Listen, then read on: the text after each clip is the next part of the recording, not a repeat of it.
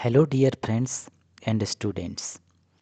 आज की इस वीडियो में मैं आपके सामने लेकर आया हूँ finite and non finite verbs. इसी में आपका शामिल है फ्रेजल वर्ब्स। छत्तीसगढ़ सहायक शिक्षक भर्ती और इंग्लिश टीचर भर्ती में ये इम्पॉर्टेंट टॉपिक के रूप में शामिल किया गया है। तो चलिए देखते हैं part A, finite versus non finite verbs. Finite verb किसे कहते हैं?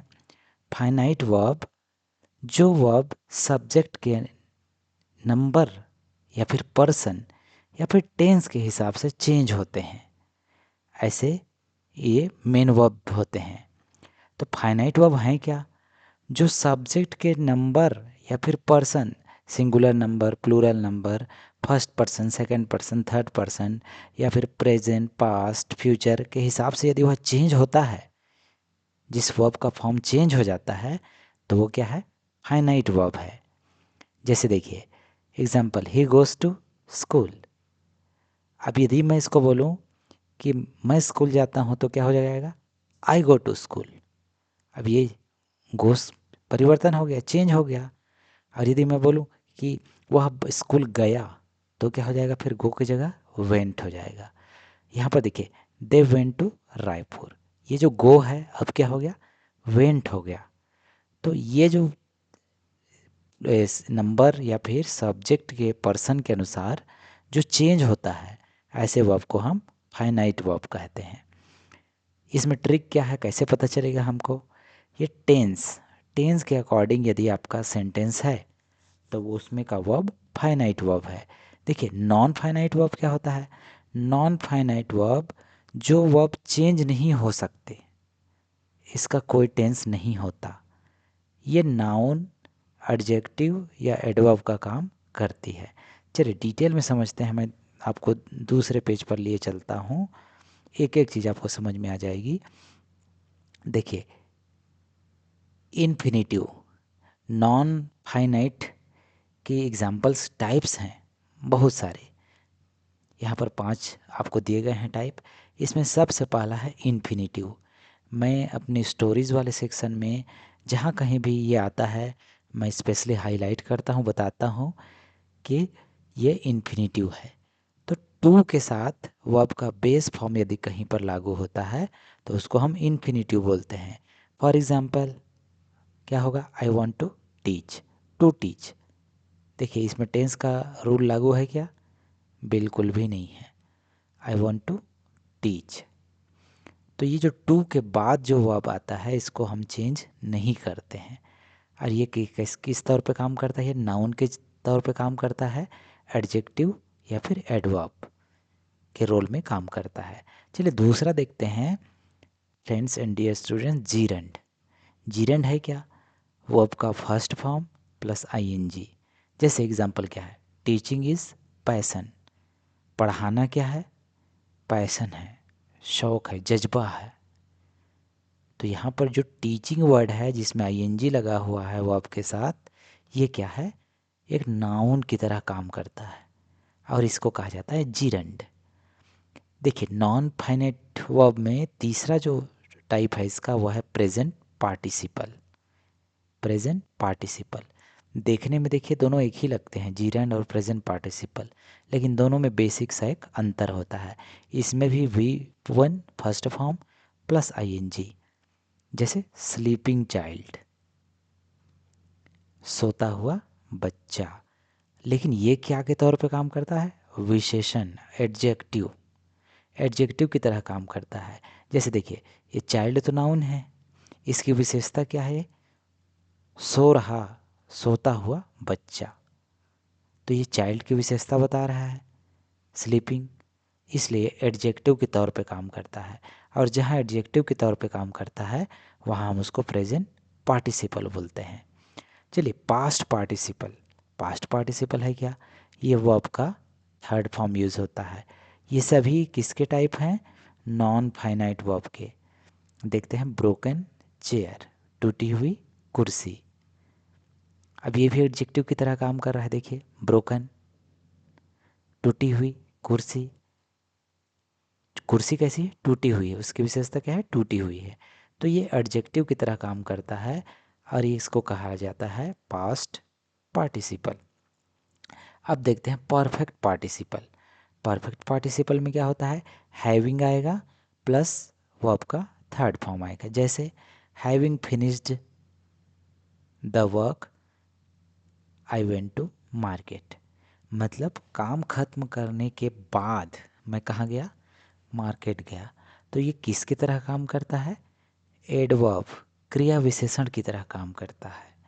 तो ये 5 टाइप्स हैं किसके? नॉन फाइनाइट वर्ब के। चलिए अब देखते हैं एग्जाम टिप। जीरन क्या है? नाउन का काम करता है, ऊपर में हमने देखा। ये सब्जेक्ट या ऑब्जेक्ट हो सकता है। पार्टिसिपल क्या है? ये एडजेक्टिव का काम करता है, नाउन को क्वालिफाई करता है, उसकी विशेषता बताता है। इसी तरीके से फ्रेंड्स एंड डियर स्टूडेंट्स, चलिए अब देखते हैं फ्रेजल वर्ब्स। फ्रेजल वर्ब है क्या? ये देखिए सीजी एग्जाम के लिए बहुत इंपॉर्टेंट है। फ्रेजल वर्ब, इसमें वर्ब आता है क्रिया, उसके साथ में प्रेपोजिशन आएगा टू, फ्रॉम, इनटू, ऑन, या तो फिर आएगा एडवर्ब। वर्ब के साथ में प्रेपोजिशन जुड़ता है या तो फिर एडवर्ब क्रिया विशेषण जुड़ता है और इसका मीनिंग फुल्ली चेंज हो जाता है। दो या दो से अधिक शब्द मिलकर एक नया शब्द का निर्माण करते हैं, नया अर्थ बनाते हैं। तो हर साल इसमें से 2-3 क्वेश्चन फ्रेजल वर्ब से आते ही हैं। जैसे देखिए ब्रेक, ब्रेक का अर्थ क्या हो जाता है? टूटना। और डाउन का अर्थ क्या हो जाता है? नीचे। लेकिन हमने दोनों को क्या कर दिया? मिक्स कर दिया, जोड़ दिया, ब्रेक डाउन। तो इसका अर्थ होता है खराब होना, बिगड़ जाना। मशीन यदि बिगड़ जाती है तो हम उसको ब्रेक डाउन बोला जाता है। जैसे car broke down near Bilaspur, car कहाँ खराब हो गई, कहाँ बिगड़ गई? बिलासपुर के पास। जैसे ब्रिंग अप, ब्रिंग का अर्थ होता है लाना, अप का मीन्स होता है ऊपर, लेकिन दोनों को हम जोड़ दिए ब्रिंग अप, तो इसका अर्थ होता है पालना, पालन पोषण करना, पोसना। She was brought up by grand माँ, उसको किसके द्वारा पाला गया था? ग्रैंड माँ, दादी के द्वारा। तो इस तरीके से अलग अलग शब्दों को मिलाकर एक नया शब्द बनाते हैं जिसका अर्थ उन दोनों से अलग होता है। इसको बोला जाता है phrasal verb.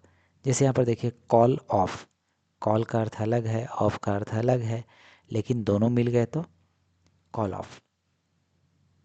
The match has been called off, match क्या हो गया? रद्द हो गया। मीटिंग कॉल्ड ऑफ, मीटिंग रद्द हो गई। कैरी ऑन, कैरी का अर्थ अलग होता है, ऑन का अर्थ अलग होता है, दोनों को मिला देंगे तो उसका अर्थ अलग हो जाता है, जारी रखना। यू कैरी ऑन बोला जाता है, carry on with your work. ठीक उसी तरीके से कम एक्रॉस, कम का अर्थ होता है आना, एक्रॉस का उस पार। तो जब हम किसी से अचानक मिल जाते हैं, सामना हो जाता है, तो उसको बोला जाता है came across. Give up, give up का अर्थ होता है छोड़ देना, त्याग देना, भागना। तो नेवर गिव अप, कभी भी किसी चीज़ को मत छोड़ो, त्यागो मत। लुक आफ्टर, दोनों का सेपरेट मीनिंग अलग है लेकिन दोनों मिल जाते हैं तो देखभाल। Parents look after children, parents क्या करते हैं? बच्चों की देखभाल करते हैं। लुक इनटू, लुक इनटू का अर्थ होता है जांच करना। Police look into the matter, police ने मामले की जांच की। इसी तरीके से हम पुट ऑफ देख सकते हैं। इसी के नेक्स्ट में क्या है? Put off. चलिए ये थोड़ा सा ऊपर चले जाते हैं। पुट ऑफ, पुट ऑफ का अर्थ होता है टाल देना। Don't put off till tomorrow, कल तक के लिए मत टालो। Run out of, run out of का अर्थ होता है ख़त्म हो जाना। We run out of money, हमारे पैसे क्या हो गए? ख़त्म हो गए। टेक आफ्टर, टेक आफ्टर का अर्थ होता है शक्ल मिलना। ही टेक्स आफ्टर फादर, उसकी शक्ल उसके पिताजी से मिलती है। टर्न डाउन, ठुकराना। ही टर्न डाउन ऑफर, उसने ऑफर को क्या किया? ठुकरा दिया। सेटअप, स्थापित करना। Set up school in Gharghoda, Gharghoda में स्कूल हमने स्थापित किया। पुट अप विथ, सहन करना। Cannot put up with behaviour, व्यवहार से किसी को भी सहन नहीं होता। लुक फॉरवर्ड टू, इंतज़ार करना। Look forward to meeting you, आपसे मिलने का इंतज़ार रहेगा। चलिए अब देख लेते हैं कुछ practice. Part C, quick practice, CG pattern. To err is human. To err का अर्थ क्या होता है?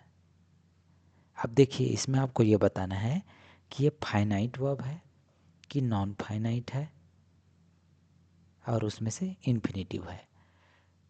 तो देखिए टू लिखा हुआ है, तो हमने क्या पढ़ा, टू के बाद कोई भी मेन वर्ब का बेस फॉर्म होता है तो वो इन्फिनेटिव है, जो नॉन फाइनाइट का एक टाइप है। तो ये हो जाएगा बी। चलिए सेकंड देखते हैं, आई एन्जॉय रीडिंग बुक्स। मुझे पुस्तकें पढ़ना पसंद है। सॉरी, ये पेज ऊपर चला गया। चलिए, तो ये क्या है, ये है रीडिंग, आईएनजी लगा हुआ है, तो ये हो जाएगा जीरंड। क्या हो जाएगा? जीरंड। रीडिंग बुक्स, पुस्तक को पढ़ना। अब यहाँ देखिए, principal blank new time table. Principal ने क्या किया? सेटअप किया। प्रिंसिपल ने सेटअप किया, स्थापित किया। क्या स्थापित किया? टाइम टेबल, नया टाइम टेबल बनाया उसने। तो यहाँ पे इसका आंसर होगा सेटअप। हैविंग कंप्लीटेड सिलेबस ही रिवाइज्ड। हमने देखा था हैविंग, फिर वो आपका थर्ड फॉर्म क्या था? वह परफेक्ट पार्टिसिपल। क्या है? Perfect participle. She put blank wedding. अब हिंट दिया हुआ है कि पोस्टपोन हुआ है, तो क्या हो जाएगा? Put off. पुट ऑफ, टाल देना।